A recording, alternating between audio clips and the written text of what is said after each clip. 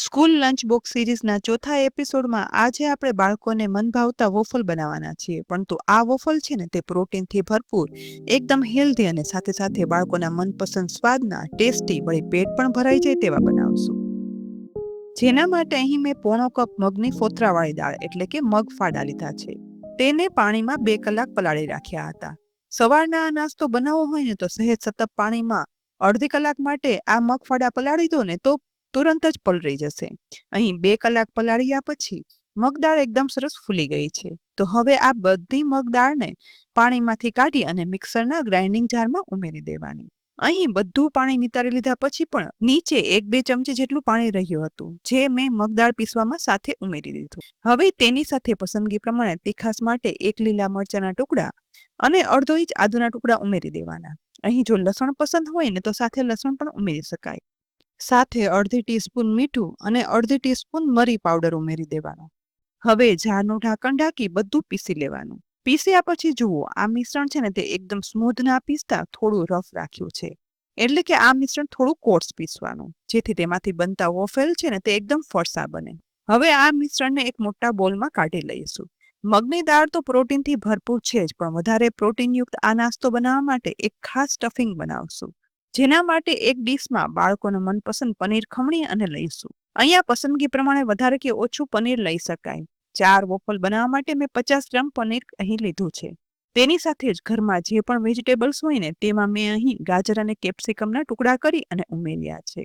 સાથે પસંદગી પ્રમાણે ડુંગળીના ટુકડા પણ ઉમેરી શકાય. હવે મસાલામાં અડધી ટીસ્પૂન ચાટ મસાલા પાવડર અને અડધી ટીસ્પૂન મીઠું ઉમેરી દઈ બધું મિક્સ કરી દેવાનું છે. પ્રોટીનથી ભરપૂર પનીર અને સાથે વેજીટેબલ્સ ઉમેરેલું સ્ટફિંગ જ્યારે આપણે મગની દાળના વોફલમાં ઉમેરશું ને એટલે આ નાસ્તો છે ને તે એકદમ હેલ્ધી અને સાથે સાથે ટેસ્ટી પણ બને છે. બસ હવે અહીં વોફેલ મશીન લઈ લેવાનું અને તેના મોલ્ડમાં ઘી અથવા બટર લગાવી દેવાનું. જો વોફલ મશીન ના હોય ને તો સાદા સેન્ડવિચ ટોસ્ટરમાં પણ આ બનાવી શકાય અને તવા પર નાના ચીલાના રૂપમાં પણ બનાવી શકાય અને છેલ્લે અપમ પ્લેટમાં પણ અપમ બનાવી શકાય છે. અહીં હવે દરેક મોલ્ડમાં ઘી સ્પ્રેડ થઈ ગયા પછી 2 મોટા ચમચા જેટલું મગની દાળનું મિશ્રણ છે ને તે આ રીતે એક મોલ્ડમાં ફેલાવી દેવાનું, જેથી એકદમ સરસ વોફેલનો શેપ આવે. બસ આ રીતે મિશ્રણ બીજા મોલ્ડમાં પણ ઉમેરી અને સરખું ફેલાવી દેવાનું. સરખું ફેલાવી દીધા પછી હવે બનાવેલું પનીર અને વેજીટેબલનું સ્ટફિંગ છે ને તે બંને વોફેલમાં આ રીતે ઉપરથી સ્પ્રેડ કરવાનું છે, જેથી વોફેલની અંદર છે ને તે પનીરનું સ્ટફિંગ રહે ને અને ઉપર તરફ મગદાળનું લેયર બની અને તૈયાર થાય. બસ સ્ટફિંગ ઉમેરાઈ જાય ને એ પછી વધારે 1 ચમચા જેટલું મગની દાળનું મિશ્રણ છે ને તે આ રીતે બંને સ્ટફિંગ પર ફેલાવી દેવાનું, જેથી ઉમેરેલું સ્ટફિંગ છે ને તે મગની દાળના મિશ્રણમાં કવર થઈ જાય, જેથી બાળકોને ખ્યાલ પણ ના આવે કે વેજીટેબલ્સ અને પનીર અંદર ઉમેર્યા છે. બસ હવે અહીં આ વોફેલ મશીનને હું બંધ કરી દઈશ અને સ્વિચ ઓન કરી અને લગભગ 4 થી 5 મિનિટ વોફલ શેકાવા દેવાનું છે. આશરે 3 મિનિટ પછી મેં મશીન ખોલી અને જોયું, વોફેલ તો એકદમ સરસ બની ગયા છે, પરંતુ થોડા એવા સોફ્ટ રહી ક્રિસ્પી નહોતા થયા. તેથી આ વોફેલ મશીન બંધ કરી ફરીથી થોડી વાર શેકાવા દઈશ, જેથી તે એકદમ ક્રિસ્પી ગોલ્ડન બ્રાઉન બની અને તૈયાર થાય. વધારે 2 થી 3 મિનિટ શેક્યા પછી અહીં ચેક કરતા જુઓ, નોર્મલ આપણે ગોલ્ડન બ્રાઉન થાય ને તેવા એકદમ સરસ ક્રિસ્પી વોફલ બની અને તૈયાર થયા છે. હા, અત્યારે થોડા એવા સોફ્ટ લાગશે, પરંતુ જેવા તે સહેજવા ઠંડા થશે ને એટલે તે એકદમ ક્રિસ્પી સેન્ડવિચ જેવા બની જશે, જેથી બાળકોને લંચ બોક્સમાં ખાવાની પણ મજા આવે.